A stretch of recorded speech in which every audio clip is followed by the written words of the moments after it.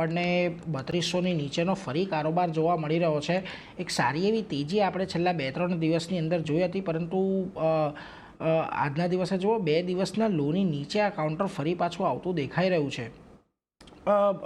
નિમેશજી, આ એક 3150 3200 આ એક એવો ઝોન છે કે મલ્ટિપલ ટાઈમ અહીંયા એલએનટી આવીને સપોર્ટ લઈ રહ્યું છે। હવે જો કંપની માટે અહીંયા ખાસ કરીને કોઈ એવા નેગેટિવ સમાચાર નથી, એક આ જે માર્કેટનું કરેક્શન હતું એમાં જ આપણને અહીંયા કરેક્શન આવતું જોવા મળ્યું છે। અને અહીંયા પણ આપણે છેલ્લા ત્રિમાસિકની અંદર જોયું છે સારા એવા ઓર્ડર હવે એક મિડલ ઇસ્ટથી એક આવતા જોવા મળ્યા છે કંપનીના।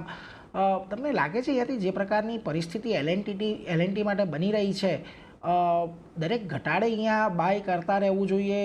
કારણ કે આ સ્ટોકની અંદર આપણે જોયું છે કે ખાસા સમયથી એક આ જ રેન્જ ચાલી રહી છે। યસ, સોરી નીરજ, મારું માનવું છે કે એલએનટી ની અંદર કન્સોલિડેશનની રેન્જ ચાલી રહી છે અને નીચેની તરફ એક સ્ટ્રોંગ સપોર્ટ એરિયા છે।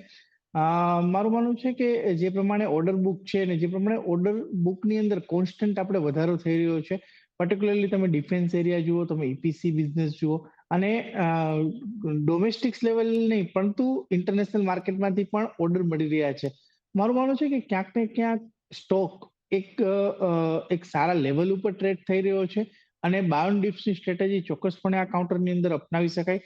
આ ક્વાર્ટરના પરિણામો પણ તમે જે પ્રમાણે રાઇટલી કીધું કે લાસ્ટ ક્વાર્ટરના પરિણામો ઘણા સારા આવ્યા હતા, આ ક્વાર્ટરના પરિણામો પણ ઘણા સારા આવે એવી સંભાવના દેખાઈ રહી છે। એટલે વ્યૂ બુલિશ છે એલએનટી ની અંદર। કોઈ પણ જાતનો ડીપ આવે છે તો ખરીદી કરીને ચાલી શકાય। લોંગ ટર્મ પોઈન્ટ ઓફ વ્યૂથી વ્યૂ લઈને ચાલવું જોઈએ, કારણ કે આ ટ્રેડિંગનો સ્ટોક નથી, આ ઇન્વેસ્ટમેન્ટનો સ્ટોક છે।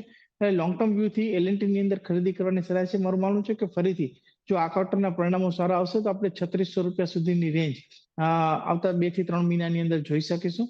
એટલે વ્યૂ બુલિશ છે, કોઈ પણ જાતનો ડીપ આવે છે તો ખરીદી કરવાની સલાહ છે।